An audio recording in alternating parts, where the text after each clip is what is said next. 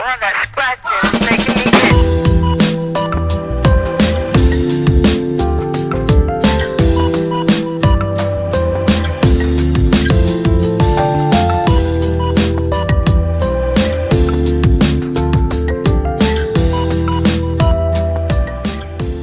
Punta naman tayo sa Benelli 502C.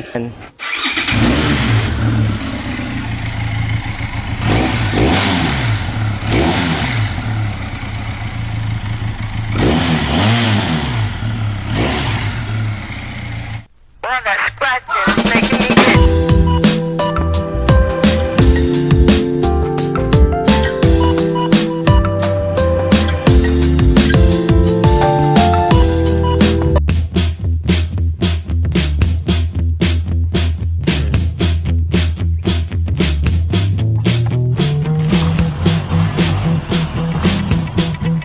Buona giornata, ora siamo qui in Benelli Motorcycle.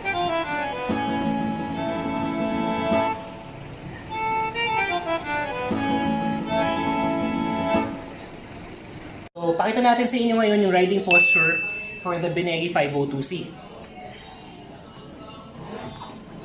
So, as you can see, again, I'm 5'10" in height.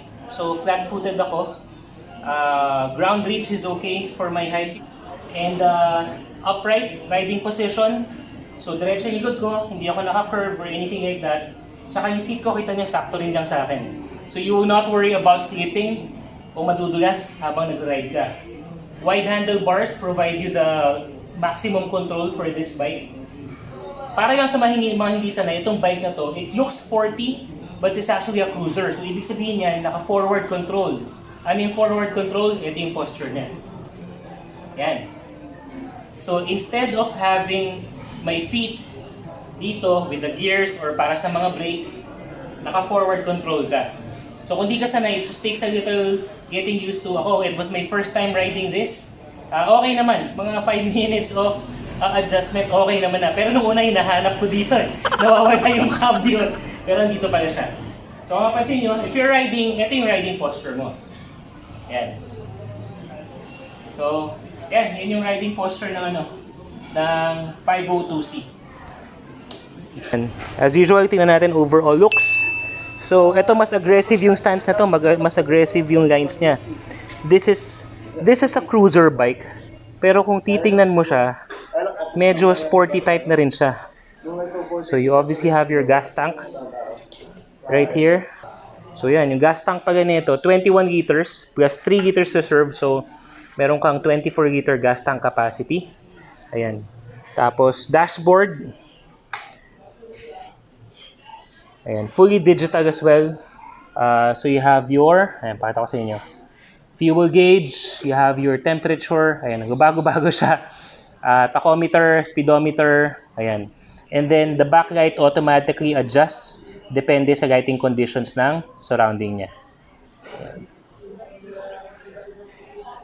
And LED lights na rin siya. Ito, pag on mo pa lang maporma na. So you already have this parang signature na ano na yan eh. Oh, na naka-on na kaagad, nakaporma, hindi basta LED lang. Signal lights are better. Hindi masyadong malaki or nakaluwa. So just right. And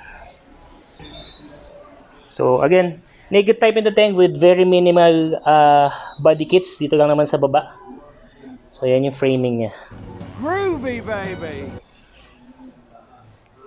And then, you have yung brake lights as the Benelli font logo. So, very nice. Yan, punta naman tayo sa brakes. So, in front, you have dual disc brake. Yan, dalawa. In front, tapos sa likod. Yan, sa likod, single disc brake. Yan. Radial calipers.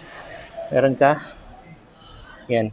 But this one, yung standard na to comes with, ayan, yung brakes nan, ABS channel parehas. And you don't have the option to turn it off, unlike the Leoncino. Yan. So, basically the same engine as the Leoncino. And iba lang yung styling na dito. You have the Benelli branding right here. And then this one, since this is cruiser type, ano to, forward control. So, pero bago yan, parinig ko sa inyo yung sound ng exhaust. Yan, pakita ko sa inyo ha. So, start natin.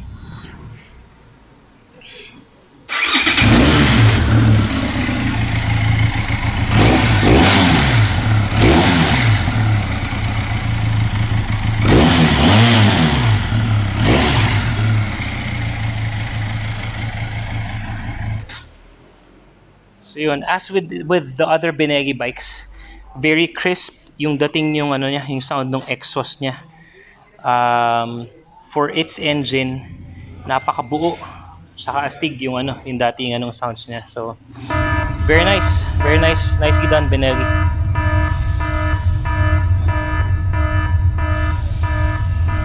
As for the seats, so this is really just made for itong seat na to, solo riding. If you want to have a passenger, ano, I wouldn't recommend kasi sobrang liit na ng angkasan niya dito. Ayan. So, but in terms of comfort, tama lang naman yung tigas niya or yung lambot niya. And traction, parang di masyado. But since it's already curved, ito, you will not worry about slipping while riding anymore. Ayan. Okay, what better way to review a bike than to test it? So, kaya natin ngayon.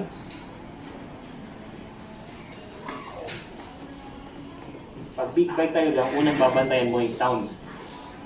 Sound of the freaking exhaust.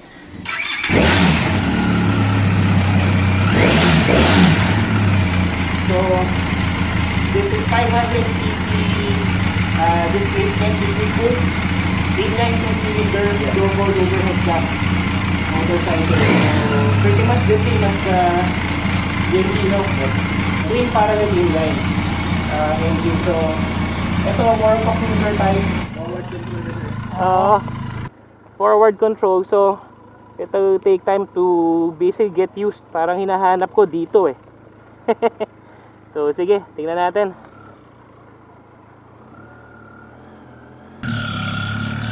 Okay, parang first impressions, this bike is a little tamer than the Leoncino.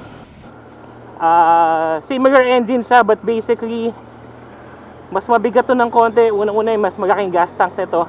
Tsaka mas mabigat yung body build nito kaysa sa Leoncino. But comfort riding, okay siya, hindi ako nangangalay. Wide handlebar.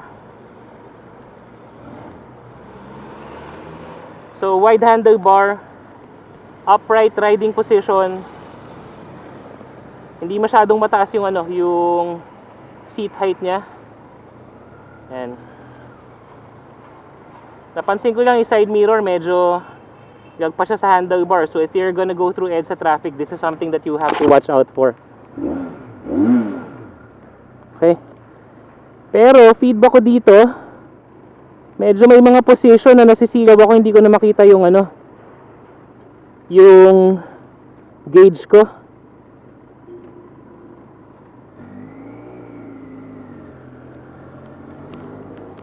Hinahanap ko yung pa ako dun sa ano.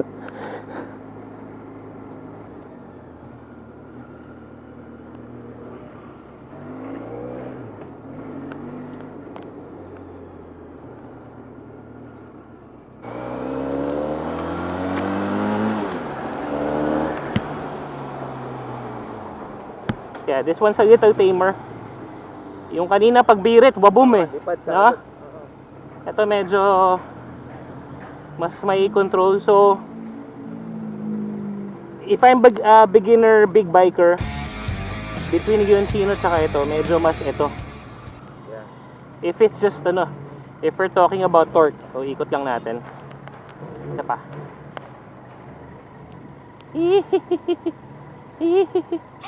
Nakakailang lang Brad yung ano, ito yung forward na ganyan imbis na nandito.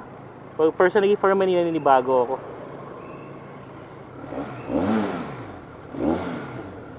Okay.